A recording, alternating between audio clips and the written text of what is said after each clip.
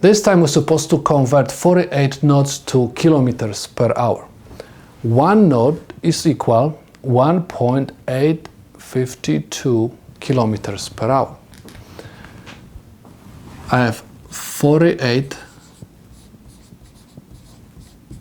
knots times the conversion factor. 1 knot is equal 1.852 kilometers per hour. Knot and knot will cancel out, and simply multiply 48 times 1.852 kilometer per hour.